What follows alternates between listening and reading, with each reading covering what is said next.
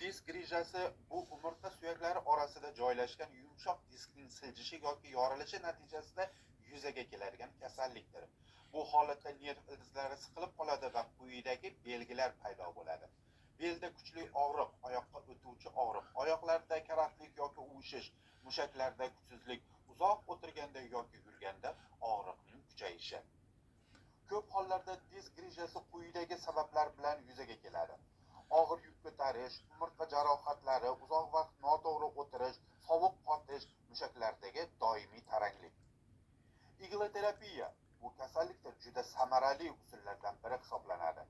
Igloterapiya orqali nerv bosimi kamayadi, mushaklar bo'shashadi, qon aylanishi yaxshilanadi, og'riq asta-sekin chekinadi. Ko'p bemorlarda operatsiyasiz ham yaxshi natijalarga erishish mumkin.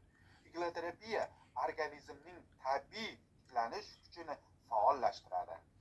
3 oy lichina yurdim. Ha. Aynisa yurdim, lekin bir natija topa olmadim. Dastlab sizni oldingizga kelganimda sizdan og'riq bilan kelgandim. Shu bir kun lichina olgandan keyin o'zimda yaxshi his qildim, oyoqlarim bukish. O'zimda yaxshi his qildim. Mana 2-3 kun o'zgardi. Bugun Xudo xolasa 3-chi kuni.